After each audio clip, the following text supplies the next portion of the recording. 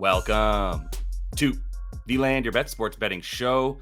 NBA Finals preview, looking at projections, matchups. I got 2 futures plays already in here for the series. Plus, I've got 2 picks in for game 1 as well. So I'm going to be throwing all that stuff your way. Make sure to subscribe to the page, like the video if you would, all that good stuff. Also want to remind everybody we have the Outlier partnership live. So if you do need a 7-day risk-free trial, link is in the description of the video. You can get in there to Outlier, get all the stuff that you need for 7 days risk-free. So just jump in the description of the video if you want to check that out. Also got the Discord going as well. So make sure you check that link in the description of the video as well. Come in there and get some of these early looks that we're getting and a little bit more insight from me and the gang in the Discord as well. But for now, let's get right into the NBA Finals. Without wasting any time, let's get the Mavs championship bet in there. Plus 188 on FanDuel. Simply put, I think this series is a lot closer to 50-50 and that both of these teams should probably be closer to even money up to win the finals here. We're getting nearly 2-1 for the Mavs in a situation that, like I said, I just think there's a ton of value on that.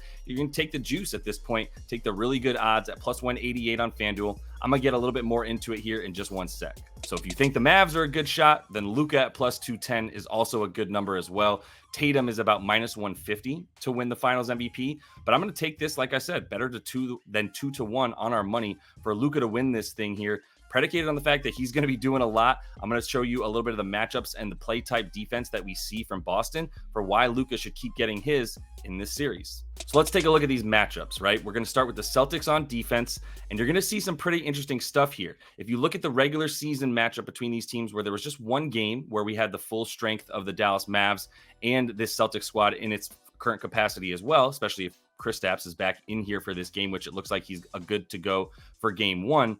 You're going to see Tatum guarding the centers a little bit more often, which is what we saw as well in the Pacers series, where he was guarding Miles Turner pretty consistently. And what that does is it allows them to have another really good wing defender switching on the ball handler during the pick and rolls, which the Pacers run a ton of that with Tyrese Halliburton. And now you're going to see that with Luka Doncic and a little bit of Kyrie. But by having Tatum on the center, who's going to be the roll man and the screener for Luka and Kyrie, you get a really good switch when they try to do that, rather than having to worry about having a guy like Kristaps or somebody else that might be more of a mismatch for Luka once he sort of hunts the dudes that he wants to get there. So then you're going to see Kristaps and Al Horford both guarding more PJ Washington, right? A little bit more of the power forward stuff for them.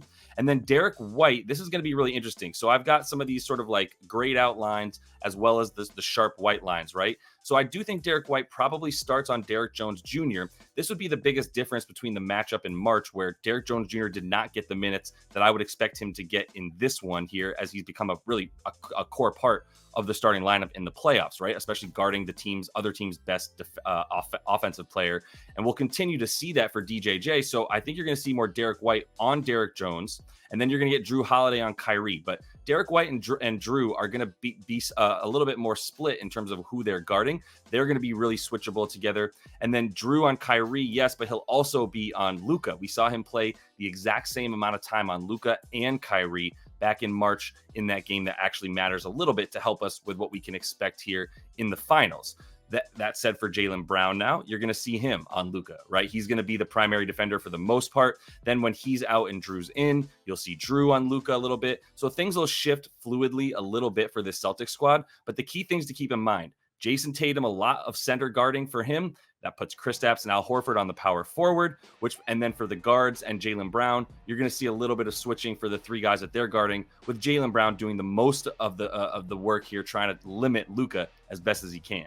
For the Mavs, it's going to be a little bit more traditional, and that's heavily based on the fact that Daniel Gafford cannot be left to guard one of these other guys that shoot threes. Now, Kristaps is going to shoot a ton of threes as well, and he's going to pull Daniel Gafford from the basket, but he's still not going to be any kind of matchup if he gets pulled out onto the perimeter against the other 4 starters for the Celtics squad. Same goes for Derek Lively. A little bit quicker than Gafford, but at the same time, like you can't really afford to have Lively on any of these shooters right here who can get around him and then obviously get to the basket with quickness, as well as take some open shots if he's not able to close out, right? For Derek Jones Jr., Going to be looking at him guarding some Jason Tatum here.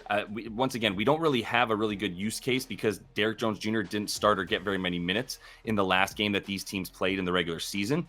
That said, he will be now. And as we've seen him guard the other team's best player consistently, I got to imagine he starts out on Jason Tatum as well in this series. You're also going to see him on Jaylen Brown a little bit. So I do know that PJ Washington and Derrick Jones Jr., they'll go back and forth in terms of guarding Tatum and Brown for sure. I think this will be the key, the sort of way that they prefer to have it. PJ Washington on Jaylen Brown, DJJ on Tatum. So keep an eye on that, those matchups right there. But I think this will be what we see more often than not. For Luka, they are going to keep him on Drew, but really he's just going to be guarding who's ever in the corner, and whoever takes that spot where he is, he's just going to be consistently like switching with whomever it is that's guarding a guy up top. If that guy goes to the wing. So for instance, if Drew Holiday is in the corner, Luka's guarding him, right? But then he goes and sets a screen up top, and now you got Jaylen Brown in the corner. Luka's not moving. He's just going to stay right there on the baseline, guarding that dude who sort of transitions into the corner spot for the Celtics, as they have most of their guys standing around the three-point line to keep those lanes open. And then you're going to see Kyrie on Derrick White, also somewhat switchable in terms of guarding Drew for sure, but they're really not going to want him on too many other guys. He'll be up top. Luka will be down low, and both those guys will sort of stay in their positions, almost like a zone, just sort of switching off the guys that come in and out of their areas on the court. So let's take a look at what that might mean here in just one sec for both these dudes. I also wanted to show you a little bit of where each team excels and maybe does not excel on defense, and how that might impact the players who sort of take on the play types that they are good or bad at, right? So start with the isolation at the top. Jason Tatum's really the only one running consistent ISOs for this Celtics squad. You might think Jaylen Brown ran a bit of it as well, but to be honest, he really wasn't doing it very often at all. In fact, it's like his third or fourth most common play type that Jaylen Brown is running. So really, it's just Jason Tatum as the guy who breaks down the defense in the ISO. Everybody else is standing around for spot ups or to get that ball and then drive to the lane themselves, right? For pick and roll stuff, you did see a lot of Derrick White running the pick and roll with Kristaps out. But as I've told you guys multiple times throughout the season, when we talk about this Celtics squad, Derrick White gets that pick and roll ball handler responsibility more so when Kristaps is out. When Kristaps is in, you see a lot more Jason Tatum running that. So I expect that number to go up a little bit for Tatum and how often he's running the PNR, and a little bit less for Derrick White. Not too big a drastic of a change for either guy, but enough so that it'll be noticeable that Tatum will overtake Derrick White in terms of how often he's the ball handler in the pick and roll with either Kristaps or Al Horford, right? Then in the spot up. The spot up stuff is going to be very common for most of these dudes, but really it's a lot of Derrick White, Al Horford, Drew Holiday. You're going to see Kristaps do it a bit, and you're going to see Jaylen Brown do it a good amount as well. That should be pretty clear to you guys that Jaylen Brown actually is getting more spot up stuff than he is ISO stuff. So that's not really, you'd expect Jaylen Brown to be given the ball and told to go. He's driving, but he's not doing it off of ISOs. He's doing it off of Jason Tatum running his ISOs, and then he gives the ball to Brown sort of as an outlet at that point. So we will see some spot ups from Jaylen Brown, but probably not as much as these three guys, and maybe not even as much as Kristaps, who'll be doing a little bit posting up, but a lot more spotting up and pick and roll stuff for Kristaps. And finally, in transition, you're going to see Jaylen Brown and Drew Holiday do that very consistently. A lot of guys do it around the 20% mark, so it's not going to be like one or two guys are going to stand out more than any other. But if Jaylen Brown's getting rebounds, you are going to see him push the tempo and get out into that transition as much as possible. On the other side of the ball, how these Celtics are going to be guarding this Mavs squad. ISO, obviously, it's going to be Luka and Kyrie. Same for the pick and roll. And obviously, Luka is going to be running that a ton. He actually upped the amount of frequency with which he runs the pick and roll in the postseason. During the regular season, about 33% of the time. Postseason, up to 42% of the time for Luka that he's running that the pick and roll here. So that's going to be their go-to play. As we know, we saw the Celtics play a lot of drop defense. So I am going to be looking for Luka to continue to score. I think it's going to look pretty similar to how this Minnesota Timberwolves series looked for Luka, where Rudy just kept backing up to the basket. You saw that in the regular season if you watch the tape between the Celtics and the Mavs in that one game in in March. Then you saw Kristaps run a ton of drop defense. Same for Al Horford. In fact, both those guys were on the floor at the same time in the hopes that maybe they could step up and then also have somebody step up on Luka when he's running the pick and roll, but also have the other guy who's not stepping up be there for the lob to defend that once Luka tries to go lob it up to guys, right? I think you're going to see guys like Jaylen Brown, and even when Tatum gets switched on to Luka, and even Drew Holiday, a little bit better than maybe Jaden McDaniels was, or Slow-Mo, or Ant Edwards, or whoever was trying and failing to guard Luka in the last series against Minnesota. They'll be a little bit better, I would imagine. You're still going to get a ton of trouble if you get caught on Luka's hip behind him, and now he's running to the basket 1-on-2 against that big man who's just dropping and dropping and dropping. So you're going to see plenty of those Luka little teardrops in the lane. I'm going to continue to believe in him to get a ton of points in this series. As far as the other guys, this might be where you see some trouble for Dallas, because if Boston is able to keep Luka contained at least enough that they don't have to get a ton of help from the wing guys who are guarding Josh Green and PJ Washington and Derrick Jones Jr. and anybody else that wants to come in and shoot those spot ups off of Luka's stuff. Boston ain't Minnesota. They're a little bit better defending the corners. That could be some trouble here for this Dallas Mavs others in terms of the role players that we're going to be expecting to wait for that catch and shoot stuff from Luka Doncic. Might not be there quite as much. That could turn into the X factor, but it does make me want to stay away from Luka assists too often in this series. I think he's going to be good for points a lot more consistently than the dimes, similar to that last series against Minnesota. Quick reminder as I throw this Luka bet at you, live stream going up at 7 p.m. Eastern on Sunday night here. Going to get into some stuff with you guys. Bring your bets, jump in the comments. We'll go through all that stuff together and get a little bit of a look at what you guys want to look at as well. I'll be going through some other stuff, see if we can't find a couple more bets that I like personally for this game one here. Definitely want to do a little bit of feeling out, but I will be going live so that you guys can get some of these bets in. We can look at all this stuff together. I'll show you the tools I'm using and all that good stuff. So make sure you jump in 7 p.m. Eastern on Sunday evening. And then let's talk about Luka. Over 9.5 boards.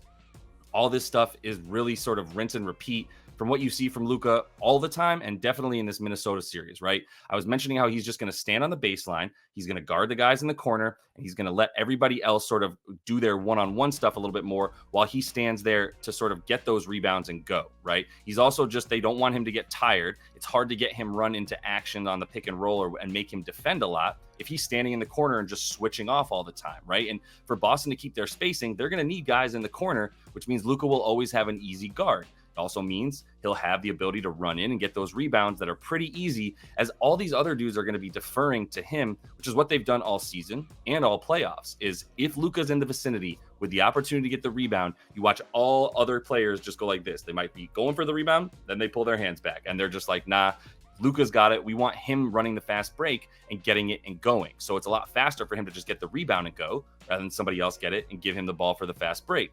The other thing about the centers is they're all going to be pulled away from the basket and closer to the three-point line, because we know Kristaps is going to be out there on the pick and roll and the pop as opposed to the roll, right? We also know that Al Horford's going to be doing that. That's all he does, and that's all he's been doing for most of the season and during the playoffs as well. So with that in mind, you're talking about Luka basically being the best rebounder down low, somewhat by himself at that point, with the ability to get a lot of boards. I think that's going to be what we see, which is what we've seen over the last 10 games since he got healthy. The first few games of this playoffs, roughly 4 to 5 games, still clearly hurt. Started to get his health back in the OKC series, and then by the time he got to Minnesota, he was a killer. So he's gotten at least 10 boards in 8 of the last 10. I don't know that we're going to get plus money for him to do this too often. Even if he misses somehow or goes to 8 or 9 or something to that effect in the next game, and we still get around even money for game 2, going right back to this rebound prop. Another bet that I don't think will be there after game 1 is 9.5 PRA for Payton Pritchard, something that he has not done now in a few games because his minutes have just gone completely down, right? You saw him in the last 2 games get 13 minutes and then get 9 minutes. And those 2 games were close, right? They were 3-point games, and the Celtics were trying to close out the Pacers. They weren't really trying to mess around anymore in the second half and get as much rest as they could, especially for KP, to get him as much rest as they could before the finals. So as a result, Pritchard was the one who saw his minutes drop a ton because he just wasn't quite needed that way. A lot of his minutes, and the reason that he was playing so consistently in the other series, Cleveland and Miami especially, is because they weren't really worried about those series at all. And they really didn't need to worry about getting those series over with too quickly. They could play a lot more of Payton Pritchard, some Sam Hauser, etc. That's not going to be the case moving forward. A really strong indicator of that, he didn't play at all in the fourth quarters of these last 2 games, barely got in the second half at all. That's why he needs to do all of his damage before he gets to the half. Otherwise, he's not likely to be a huge part of the second half for this team. And in this matchup especially, if you watch Luka hunting him whenever Payton was on the court in the last game that they played in March, Luka just found him and abused him, right? He took 6 shots against Payton Pritchard in about a minute and a half worth of Payton being the primary defender on Luka. So as soon as Luka sees that he's got Payton on him, he's going, great. I'm not passing ever. I'm shooting every time, right? And that's going to be what we see in this one, is him finding Payton Pritchard and just abusing him the same way he did last game, if he's actually on the floor for very long, which I don't see. So if you still have him projected about 10 to 12 minutes, I don't think he's getting the 10 PRA in that amount of time. And that is all the time that I have for you in this first finals preview. After doing a bunch of this research with you guys, make sure to jump into the description of the video. You can get the Outlier risk-free trial link. You can also get the description, the link rather, to the Discord. So if you want to jump in there, all these bets are going up a little bit early in the Discord. Make sure you do check it out in case you want to also get some of these insights and analysis that I'm getting from everybody in there. Got a lot of really smart bettors in the Discord right now. It's growing really fast with a big community. Appreciate all the angles we're getting from there. Jump back in here 7 p.m. Eastern here on Sunday evening. Going to be going through that live stream with you guys so we can look at exactly which bets you want to look at, futures or otherwise. Bring what you got. We'll go over it together. And until I see you then, happy betting.